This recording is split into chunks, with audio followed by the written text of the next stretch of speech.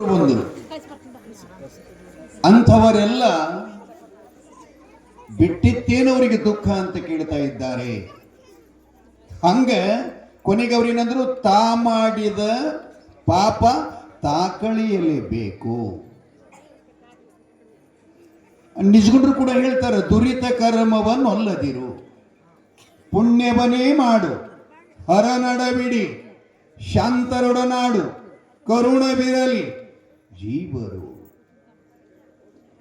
ಎಂಥ ಶಬ್ದಗಳ್ರಿ ಇವು. ಬೆಂಕಿಯಾಗ ಸುಡವಲ್ಲ, ನೀರಾಗೇನ ಹಾಳಾಗವಲ್ಲ, ಕೆಡವಲ್ಲ ಇವೆಲ್ಲ. ಈ ಜಗತ್ತು 100 ಸಲ ಪ್ರಲಯಾಗಿ ಹುಟ್ಟಿದ್ರು ಕೂಡ ಈ ತತ್ವಗಳು ಎಂದೂ ಕೆಡಿಸಕ ಯಾರಿಂದಲೂ ಸಾಧ್ಯ ಇಲ್ಲ, ಸಾಧ್ಯ ಇಲ್ಲ. ನಶಿಸದ ಸಂಪತ್ತು, ಕಳೆಯದ ಸಂಪತ್ತು, ಕಳ್ಳರ ಕಾಕರ ಕೈಗೆ ಸಿಗಲಾರದ ಸಂಪತ್ತು ಅಂದ್ರೆ ಅಧ್ಯಾತ್ಮವಿದ್ಯೆ. ಅಧ್ಯಾತ್ಮವಿದ್ಯೆ ಅವ್ರು ಹೇಳಿಲ್ಲ, ಗಂಟ ಕಟ್ಟಿ ಪ್ಯಾಟಿ ಪ್ಯಾಟಿ ತಿರುಗಾಡಿದ್ರೆ ಹೋಗ್ಲಾರ್ದು, ಅದೇ ಗಂಟ ಬೈಲಾಗಿ ಬಿಚ್ಚಿಟ್ಕೊಂಡು ಕೂತ್ರು ಯಾರು ಬಂದು ಮುಟ್ಲಾರ್ದಂಥದ್ದು. ಹೌದಲ್ರಿ ಯಮನೇಶ್ವರೇ? ಇಂಥ ಧರ್ಮ ನಮ್ಮದು, ದೇಶ ನಮ್ಮದು. ಬಂಧುಗಳೇ, ಸೌರಮ್ಮ ದೇವಿ ನಗರಿ ನಾರಾಯಣಪ್ಪ ಗೌಡ ಎಮ್ಗಳ ಹಾನಿಯನ್ನು ನೋಡಿ ಬಹಳ ದುಃಖ ಪಡ್ತಾನ. ಸಾಕಿದ ಎಮ್ಗಳ ಸತ್ರ ದುಃಖ ಪಡಿತಾನ, ಕಾಸ ತಂಗಿ ಮಗನ ಕೊಲ್ಲಕ್ಕೆ ಸಂತೋಷ ಪಡಿತಾನೆ. ಎಂಥ ನ್ಯಾಯ ಇದು? ಅರ್ಥ ಮಾಡ್ಕೋರಿ. ಅದಕ್ಕೆ ಅಕ್ಕಮದೇವಿ ಹೇಳಿದ್ಲಂತ, ಅಕ್ಕಿ ಕಲ್ಯಾಣ ಕುಂಟಿಳಂತ, ಹಾವೇಗೊಬ್ಬ ಹೊಳಿ ದಂಡಿ ಮೇಲೆ ಕುತ್ಕೊಂಡು ಮೇಣ ಹೊಡಿತಿದ್ನಂತ. ಮೇಣ ಹೊಡ್ಯಾರ ನೋಡ್ರಿಲ್ಲ? ಒಂದು ಉದ್ದಿ ಬಿದ್ರ ಕಟ್ಟಿಗೆಗೆ ಒಂದು ದಾರ ಕಟ್ಟಿ ಅದಕ್ಕೊಂದು ಮೇಣ ಮಾಡಿ ಕಣಕಿನ ಹಿಟ್ಟು ಅದಕ್ಕೆ ತುದಿಗೆ ಹಚ್ಚಿ ನೀರಾಗಿ ಬಿಡ್ತಿರ್ತಾರೆ. ಮೇಣ ತಿಳ್ಕೊತ್ತು, ಇಲ್ಲಿ ತನಕ ಇಂಥ ಆಹಾರ ನನಗೆ ಯಾರು ತಂದು ಕೊಟ್ಟಿಲ್ಲ, ಎಂಥ ಅಪರೂಪದ ಆಹಾರ ಅಂತ ಓಡಿ ಬಂದು ಹಿಟ್ಟಿನ ಗುಳಿಗೆಯನ್ನು ನುಂಗಾಕ್ ಹೋಗಿ ಗಾಣ ಗಂಟ್ಲಕ್ಕೆ ಸಿಕ್ಕೊಂಡು ಜಾಲಗಾರನ ಕೈಯೊಳಗೆ ಪ್ರಾಣ ಕಳಕೊತ್ತು. ಲಕ್ಷ್ಯದಾಗಿರಿ, ಈ ಜಗತ್ತು ಪರಮಾತ್ಮ ನಮಗೂ ನೇಣದಂಗೆ ಮಾಡಿಟ್ಟಾನ. ಅರ್ಥ ಮಾಡ್ಕೋಬೇಕು. ಅವ ಒಂದು ಮೇಣ ಸಿಕ್ಕ ಕೂಡ್ಲಿಂಗ್ ಮ್ಯಾಲ ಜಿಗಿಸ್ತಿದ್ದ, ನೋಡ್ತಿದ್ದ, ಸಂತೋಷ ಪಡ್ತಿದ್ದ. ಹಿಂಗ 10 ಮೇಣಗಳನ್ನ ಹುಡುಕಿದ್ದ. ಮಹಾದೇವಿ ಅಕ್ಕ ಅಲ್ಲಿಂದ ಹೊಟ್ಟಿದ್ಲು. ಅವ ಇಷ್ಟು ಮೇಣ ಹೊಡಿದೊಳಗೆ ಸಂತೋಷ ಪಡೋದ್ರೊಳಗನ ಒಬ್ಬ ಓಡ್ಕೋತ ಬಂದಂದ, ಮೇಣಗಾರನೇ, ಜಾಲ್ಗಾರನೇ, ನಿನ್ನ ಮಗ ಸತ್ತಾನ ಅಂತಂದ. ಯಾರಿಗ್ರಿ? ಮೇಣ ಹೊಡ್ಯಾವಾಗ ನಿನ್ನ ಮಗ ಸತ್ತನಂದ ಕೂಡಲೇ 10 ಮೇಣಗಳ ಜೀವವನ್ನು ಹೊಡೆದಿದ್ದ, ಸಂತೋಷ ಪಡ್ತಾ ಇದ್ದ. ಹೊಟ್ಟಿಲೆ ಹುಟ್ಟಿದ ಮಗ ಸತ್ತನಂದ ಕೂಡಲೇ ಮೇಣ ಬಲೆ ಅಲ್ಲೇ ಒಗದು ಹಳ್ಳದ ಹೊಳಿ ದಂಡಿ ಮೇಲೆ 2 ಕಾಯಿ ಬೈಗ್ ಹಚ್ಚಿ ಅಳ್ಳಾಕತ್ತಂತ ಒದ್ದೆ. ಅದಕ್ಕೆ ಮಹಾದೇವಿ ಅಂದ್ಲು, ಅಲ್ಲಪ್ಪ, ಜಾಲಗಾರನೊಬ್ಬ, ಎಂಥ ಮಾತದ, ಜಲ ಹೊಕ್ಕು ಹೇಳಿಗೆ ವೈಗ ಸುಂದರ ವಚನ ಅಲ್ಲ. ಅಲ್ಲಿ ಸತ್ತದ್ದು ಜೀವನ, ಇಲ್ಲಿ ಸತ್ತಿದ್ದು ಜೀವನ.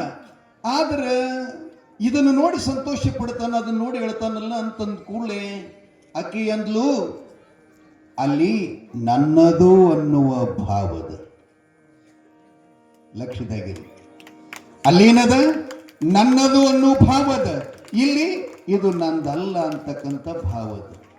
ಅಲ್ಲಿ ದುಃಖ ಆಗ್ಯದ, ಇಲ್ಲಿ ಸಂತೋಷ ಆಗ್ಯದ. ಕಿಲ್ಲಾರಿಗೆ ಭೂಕಂಪ ಆದ ಬಳಕ ನಮ್ಮ ನಗನೂರಕ್ಕಾಗಿಲ್ಲ ಅಂತ ನಿಮಗೆ ಸುಖ ಅನಿಸ್ಯದ. ಅಲ್ಲಿ ಅವ್ರಿಗೆ ಏನಾಗ್ಯದ? ದುಃಖ ಆಗ್ಯದ. ಇವೆರಡನ್ನ ಅರ್ಥ ಮಾಡಿಕೊಳ್ಳುವುದ ಜೀವನದ ಸಂದೇಶ. ಜೀವನ ಸಂದೇಶ ಇವ ಅಳ್ಳಾಕತ್ತೆ ಅನ್ರಿ. ಆ ಬಳಿಕ ತಾಯಿ ತನ್ನ ಗರ್ಭದ ಮಾಸಗಳನ್ನು ಉರುಳುತ್ತಾ ಹೋಗ್ತಾ ಇದ್ದಾರೆ.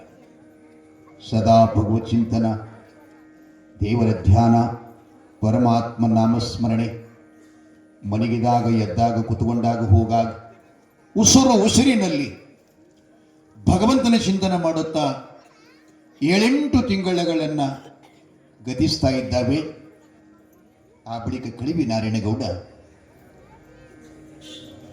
ನಾನು ಕೈಕೊಂಡ ಕಾರ್ಯ, ನಾನು ಹೂಡಿದ ಗುರಿ ಯಶಸ್ವಿ ಆಗಲಿಲ್ಲ, ಅದನ್ನು ಮುಟ್ಟಲಿಲ್ಲ, ಇನ್ನೇನಾದರೂ ಇನ್ನೊಂದು ಉಪಾಯ ಮಾಡಬೇಕು ಅಂತ ಹೇಳಿ ಅವ ವಿಚಾರ ಮಾಡ್ತಾ ಇದ್ದಾನೆ. ಹಂಗರ ಮಾಡಿಕೊಂಡು ತಂಗಿ ದೀಪ ಹರಿಸ್ಬೇಕು ಅನ್ನೋದು ಅವನ ಉದ್ದೇಶ. ದುರುದ್ದೇಶ. ಈ ಕಡೆ ನವಮಾಸಗಳ ಸಮೀಪಕ್ಕೆ ಬಂದು 9 ತಿಂಗಳ 9 ದಿನ 9 ನಿಮಿಷ 9 ಸೆಕೆಂಡ ಇಷ್ಟಾದ ಬಳಿಕ ಹೊಟ್ಟೆಗಿನ ಮಗುವಿಗೆ ವಿಷ್ಣುವು ಪ್ರಸೂತಿ ಗಾಳಿ ಅಂತ ಬೀಸದಂತ್ರಿ. ಒಳಗಡೆ ಬೀಸಿದಾಗ ಮಗುವಿಗೆ ಪೂರ್ವ ಜನ್ಮದ ಜ್ಞಾನ ಆಗುತ್ತದಂತೆ. ನಾನು ಮೊದಲೇನಿದ್ದೆ, ಈಗ ಏನಾದೆ, ಇನ್ನು ಮುಂದೆ ನಾ ಎಲ್ಲಿಗೆ ಹೋಗಾಮದೀನಿ ಅಂತ 3 ಗುರ್ತಾಗ್ತದಂತೆ. ಆ ಬಳಿಕ ಒಳಗಿಂದ ನೋಡ್ತಾ ಇದ್ದಾನೆ. ಒಂದ್ ಕಡೆ ಮಲದ ಚೀಲ, ಒಂದ್ರ ಕಡೆ ಮೂತ್ರದ ಚೀಲ, ನಡು ಮಧ್ಯದಲ್ಲಿ ನರಕದಲ್ಲಿ ಚಿಮ್ಮುವ ಹುಳಗಳ ಕಡಿತದ ತಾಪ, ಅಮ್ಮ ಖಾರ ಉಪ್ಪು ಜಾಸ್ತಿ ತಿಂದದ ತಾಪ. ಒಳಗಿಂದರುವಾಗಿ ಮಗು ಪರಮಾತ್ಮನಿಗೆ ಪ್ರಾರ್ಥನಾ ಮಾಡುತ್ತಾನಂತೆ, ಹೇ ಭಗವಂತ, ಶಿವದೋ ಶಿವದೋ, ಇಂಥದ್ದೇನು ಸಂಧ್ಯಾಗ ತಂದು ಸಿಗಿಸಿಯಲ್ಲಪ್ಪ, ಇದರಿಂದ ನಾ ಹೇಗೆ ಪಾರಾಗಲಿ? ಹುಳ ರಾತ್ರಿ ಹಗಲು ಕೂಡೆ ಕಡಿತ ಒಳಗೆ. ನರಕದಾಗ ಬಿಳಿ ಹುಳ ಉಳಿತಾವ ನೋಡ್ಬೇಕ್ರಿ ನೀವು. ಕಡೆಯವು ಸೂಜಿಗಿಂತಲೂ ಚೂಪಾದವ್ರ ಮುಖ ಇರ್ತದೆ. ಒಂದ್ಸಲ ಕಚ್ಚಿತ್ತು ಅಂತಂದ್ರೆ ಕೈದ ಸಲಾಕೆನ ಮೈ ಒಳಗೆ ಚುಚ್ಚಿದಾಗ ಎಷ್ಟು ತ್ರಾಸಾಗುತ್ತೆಯೋ ಅಷ್ಟು ದುಃಖ ಮನುಷ್ಯಗೆ ಆಗ್ತಾ ಇದೆ.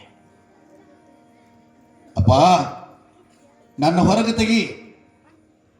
ಹೊರಗೆ ಬಂದ ಕೂಡಲೇ ನಿನ್ನನ್ನ ಮರೆಯುವುದಿಲ್ಲ. ನೀ ಹಂಗ ನನ್ನನ್ನು ಕಳಿಸಿಕೊಟ್ಟಿಲ್ಲ, ಹಾಗೇ ಸದಾ ನಿನ್ನನ್ನ ಧ್ಯಾನಿಸಿ ಪೂಜಿಸಿ ನಿನ್ನನ್ನ ನಾಮಸ್ಮರಣೆ ಮಾಡಿ ನಿನ್ ಪಾದ ನಾನು ಸೇರ್ತೀನಿ ಅಂತ ಪ್ರಾರ್ಥನಾ ಯಾವಾಗ ಪರಮಾತ್ಮನಿಗೆ ಮುಟ್ತದ ಅವಾಗ ತಾಯಿ ಹೆರಿಗೆ ಆಗ್ತದಂತ್ರಿ. ಅಲ್ಲಿ ತನಕ ಆ ಹೆರಿಗೆಯ ನೋವುಗಳನ್ನು ತಾಯಿ ಅನುಭವಿಸ್ಬೇಕಾಗ್ತದೆ. ಸೂಕ್ಷ್ಮ ದ್ವಾರದಿಂದ ಇಂಥ ಅಮೂಲ್ಯ ಪಿಂಡ ಹೊರಗೆ ಬರಬೇಕಾದ್ರೆ ಪರಮಾತ್ಮದೇನು ಸಣ್ಣ ಜಾದು ಏನದು? ಸಣ್ಣ ಜಾದುವನ? ಇದು ನಿತ್ಯದಲ್ಲಿ ಜೀವನದಲ್ಲಿ ನೋಡ್ತಾ ಇದ್ದೀವಿ ನಾವು. ಮೂಗುಬಟ್ಟು ಮಾಡಿದವ್ರನ್ನ ನಾವು ಬಹಳ ಹೊಗಳ್ತೀವಿ, ಮೂಗು ಮಾಡಿದವ್ರನ್ನ ಮರ್ತೀವಿ. ತಾಯಿ ಗರ್ಭದೊಳಗಿಂದ ಬರ್ತಕ್ಕಂಥ ಸಮಯದಲ್ಲಿ ಒಂದು ಸೂಕ್ಷ್ಮವಾಗಿರ್ತಕ್ಕಂಥ ದ್ವಾರದೊಳಗಿಂದ ಪಂಚಭೂತದ ಶರೀರ ಪರಮಾತ್ಮ ಹೊರಗೆ ತೆಗಿತಾನಂದ್ರೆ ಎಂಥ ವಿಜ್ಞಾನಿಯವ,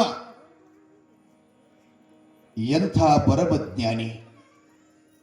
ಬಂಧುಗಳೇ, ಆ ದೇವಿ ಸೂರಮ್ಮ ದೇವಿ ಹೆರಿಗೆಯಕ್ಕಿಂತಲೂ 15 ದಿನಗಳ ಮುಂಚಿತ ನಗರಿ ಪಟ್ಟಣದಿಂದ ಸೂಲ್ಗಿತ್ತೆಯನ್ನು ಕಳಿಸ್ತಾನಂತೆ.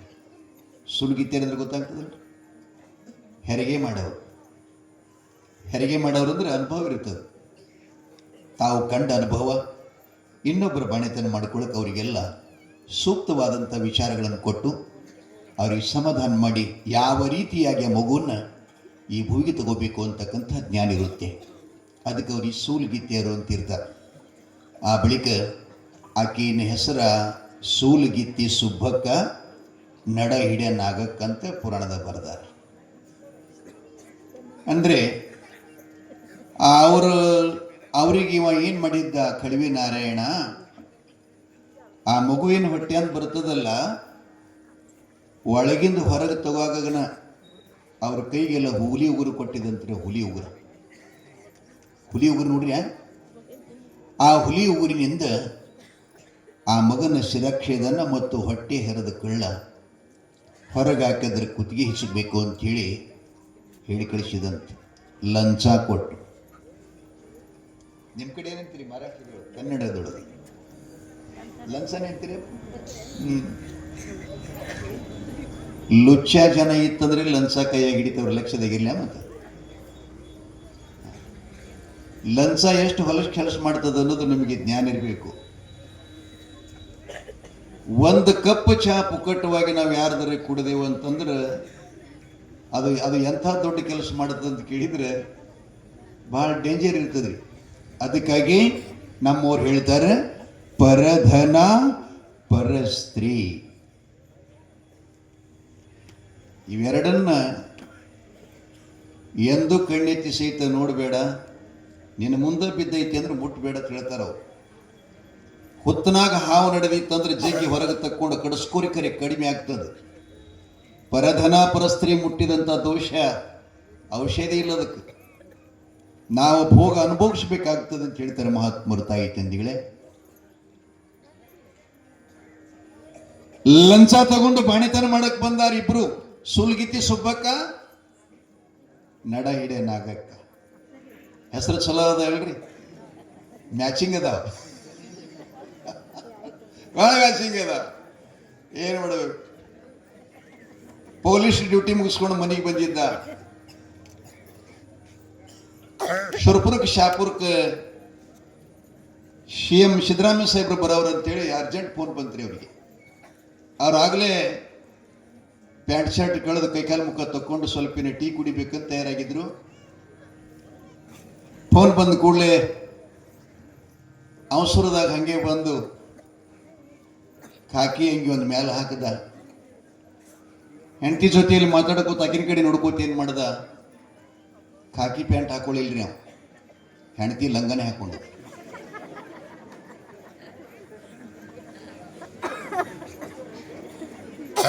ಹಂಗ ಹೊರಗೆ ಬಂದ ಪಟ್ಟ ಹಾಕೊಂಡು